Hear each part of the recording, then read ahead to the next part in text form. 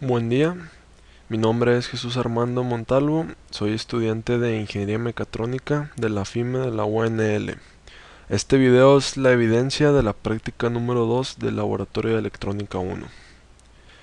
Los objetivos de esta práctica son observar y medir las formas de onda de voltaje presentes en un circuito rectificador de onda completa tipo puente, obtener la curva de regulación de una fuente no regulada, observar la curva de rizado de una fuente no regulada, observar y medir la corriente de pico repetitiva en los diodos y observar el efecto que produce la modificación del valor del capacitor del filtro. Bien,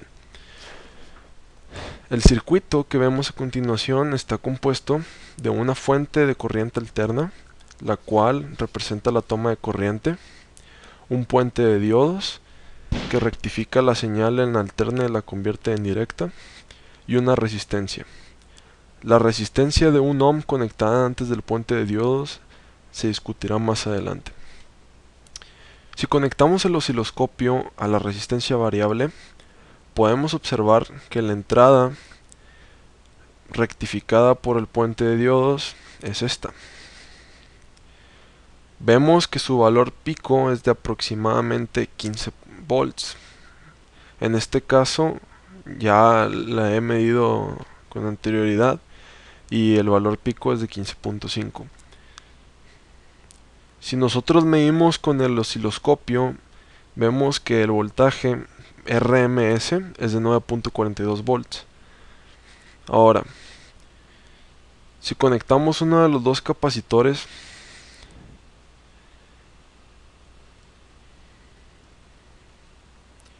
podemos observar en la salida cómo hay un cambio. Aquí tenemos que cambiar la escala del canal. Ahora, observamos cómo la señal ya no es como una senoidal, sino que el voltaje se trata de mantener constante. La práctica ahora requiere que midamos el voltaje a distintos valores de resistencia.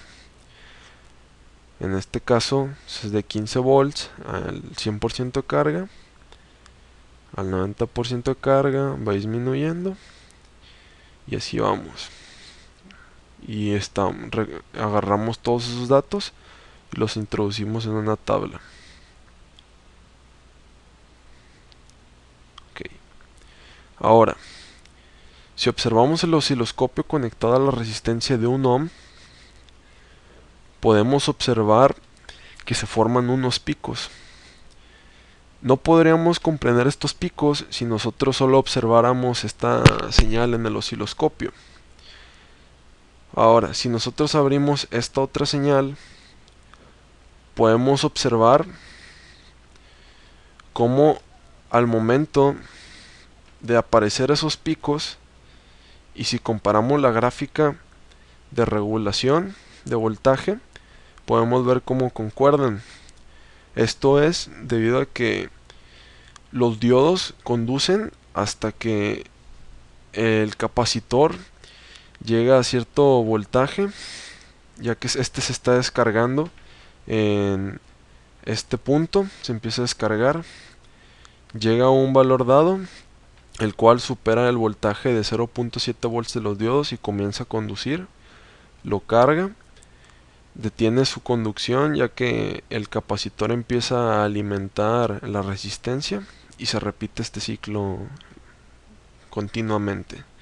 Por esto observamos estos picos, porque estos picos se presentan en el momento en que se necesita cargar el capacitor. Si nosotros agregamos el segundo capacitor, podemos observar cómo cambia la salida de la carga. En este vemos que el voltaje de rizo es mucho más chico. Eso quiere decir que si entre más capacitores pongamos a la salida, más chico será el voltaje de rizo y menos variaciones habrá al disminuir la resistencia de salida. Ahora, como una pequeña demostración extra, me gustaría mostrar la gráfica de voltaje de salida contra la corriente de carga. Y como podemos ver, la relación que hay es lineal. Esto debido a que está regido por la ley de Ohm. Si observamos esta otra gráfica presenta el voltaje de rizo contra la corriente de carga. Como podemos observar, el voltaje de rizo está en un valor muy alto al estar la corriente de carga en un valor chico. Y está en un valor chico al estar la corriente de carga en un valor un poco más alto. Esto ocurre porque si nosotros disminuimos el valor de nuestra resistencia, la corriente de carga va a disminuir. Y como vimos anteriormente en el osciloscopio, al disminuir la resistencia, el voltaje de rizo se marca más y se observa en una línea más pronunciada, más grande. Bueno, por mi parte esto es todo y por su atención yo les digo muchas gracias.